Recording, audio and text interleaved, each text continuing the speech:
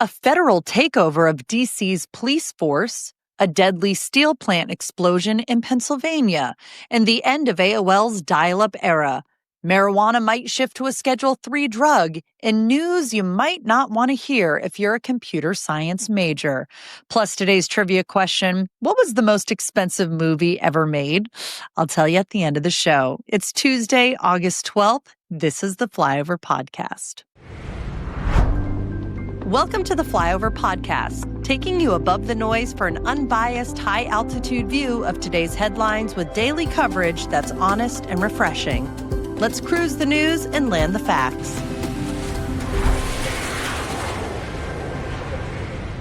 Good morning and welcome to the Flyover Podcast. I'm your weekday host, Ayla Brown. It's Tuesday and I hope you've had a great start to your week so far.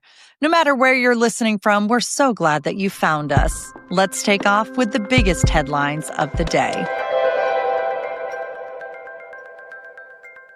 First up, President Trump has taken direct federal control of Washington, D.C.'s police force, deploying 800 National Guard troops as part of a month-long crime crackdown.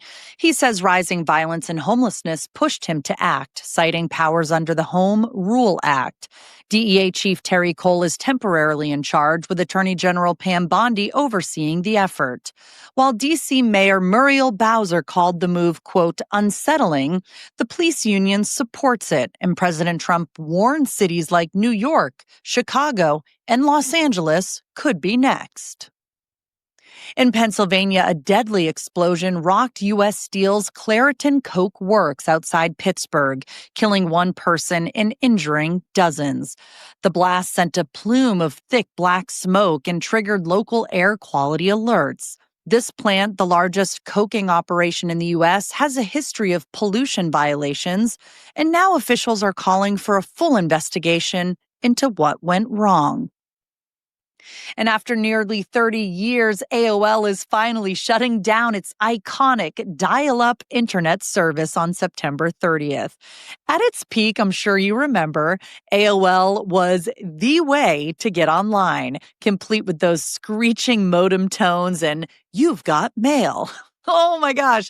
Believe it or not, about 163,000 U.S. households still use it, mostly in rural areas, but soon it will be history. And don't worry, to all of you who have AOL email addresses, those aren't going anywhere, Dad. Here are your top political headlines today. President Trump signed another 90-day extension delaying steep tariffs on Chinese imports just hours before they were set to take effect at midnight. The pause buys both sides more time to negotiate, temporarily easing trade tensions and softening the impact on consumers and businesses. A federal judge in New York has rejected the Justice Department's request to unseal grand jury transcripts in the Ghislaine Maxwell case, stating the materials provide, quote, nothing new or consequential about Maxwell or Jeffrey Epstein. The judge went as far as suggesting the administration's push may have been more about appearance than transparency. On same-sex marriage, the Supreme Court is now being formally asked to reconsider the 2015 ruling Obergefell v. Hodges. The appeal comes from former Kentucky clerk Kim Davis, who says the decision was, quote, egregiously wrong, though legal analysts expect the court may push back unless the issue evolves further in lower courts. President Trump confirmed on Monday that his administration is, quote, looking at reclassifying marijuana, potentially shifting it from Schedule I to a less restrictive Schedule III drug. While no decision has been made yet, he hinted it could be announced in the coming weeks. This would mark the biggest change in marijuana policy by the federal government since the drug was first outlawed. More on this in the show notes below. Feeling tired, sluggish, or foggy? It could be poor blood flow. Blood Flow 7 by Juvenon is scientifically designed to support healthy circulation, so you feel energized, clear-headed, and vibrant again. Packed with natural ingredients like nitricogene, S7, and trans-resveratrol, Blood Flow 7 works by boosting nitric oxide levels, a molecule that relaxes blood vessels, helping your blood flow freely to every corner of your body. That means more oxygen and nutrients to your brain, heart, muscles, and and even places that need a little extra help as you age. With just one dose a day, you can reclaim your stamina, support heart health, and improve overall vitality, all without caffeine or stimulants. Try Blood Flow 7 today and feel the difference where it matters most, inside your veins. Visit bloodflow7.com/dailyclout. That's DAILYCLOUT. Again, that's bloodflow7.com/dailyclout, or click the link in the show notes below. Here are some bonus stories just for listeners of the Flyover podcast that you're not going to find in the email edition. President Trump has quietly shuffled around some presidential portraits inside the White House. The official paintings of former Presidents Obama, George W. Bush, and George H.W. Bush are no longer in the main tour areas. They've been moved to a section of the grand staircase that's off limits to the public. It's part of a broader makeover that began after President Trump's 2024 assassination attempt, when his own portrait replaced Obama's in a prime spot. The U.S. is also about to auction off a Russian oligarch's $325 million super yacht for the first time since the invasion of Ukraine. The 348-foot Amadea, complete with a helipad, pool, 8 staterooms, and a beauty salon, was seized in Fiji in 2022 and has been sitting in San Diego, costing $600,000 a month to maintain. Prosecutors say it belongs to gold mining billionaire Suleiman Karimov, but a supposed, quote, straw owner fought the claim and lost. Bidding requires a $10 million deposit and proof you've got $500 million in the bank.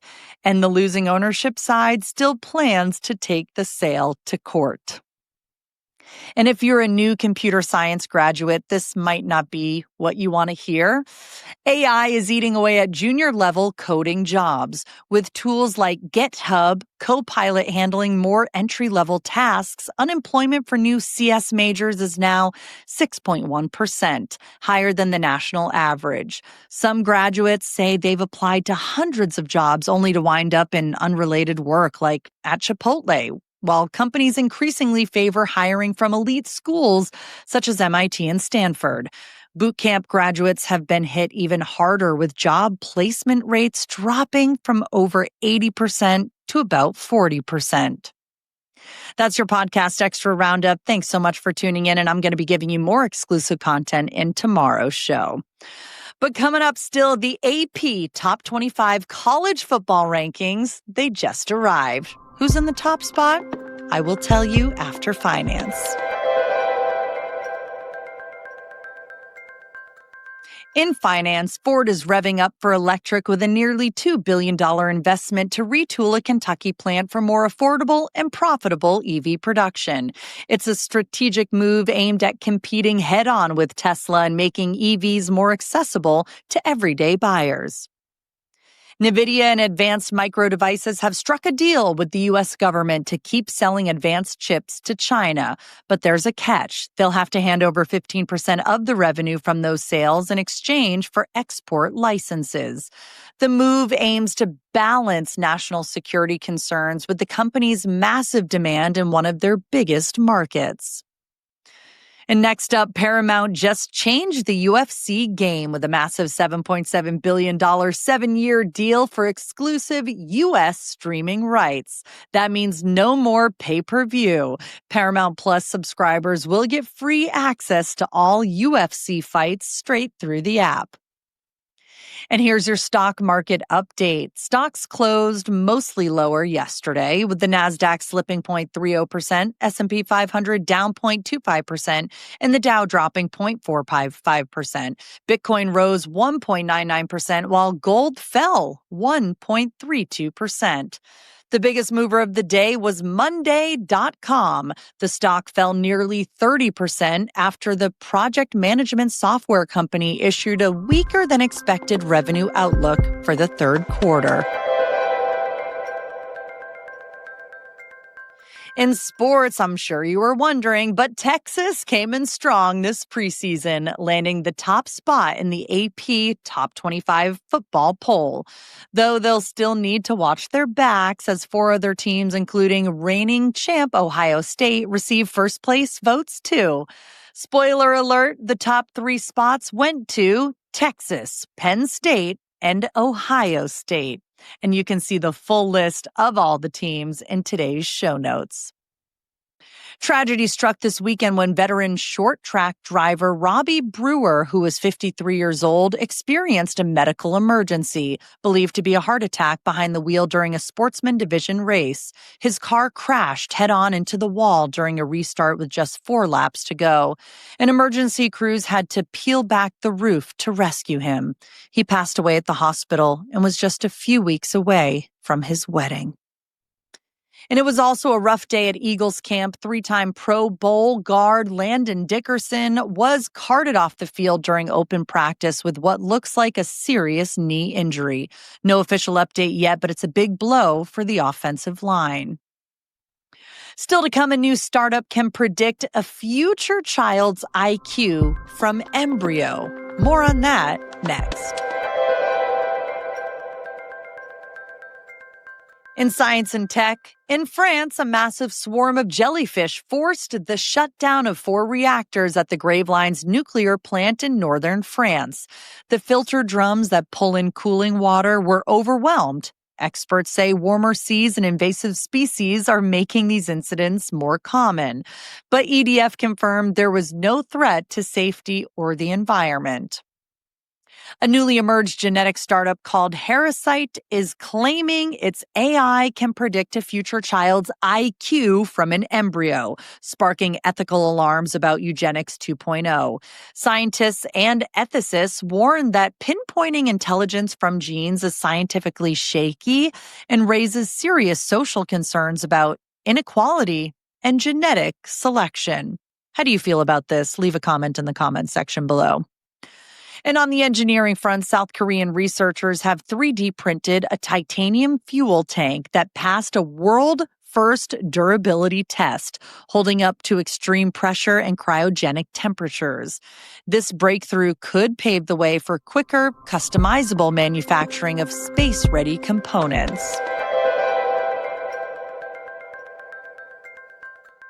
Let's get to some stories that you might have missed but definitely want to hear about, like this one. In Jackson, Wyoming, the school commute has reached Mad Max levels. Crowded pathways overrun by speeding middle schoolers on those e-bikes.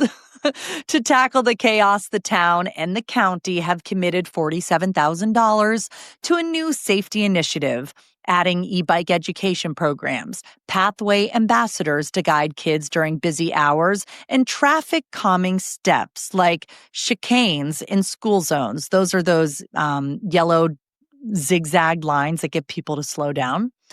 Locals say the strategies are sorely needed as first responders log more near-miss accidents on the trails.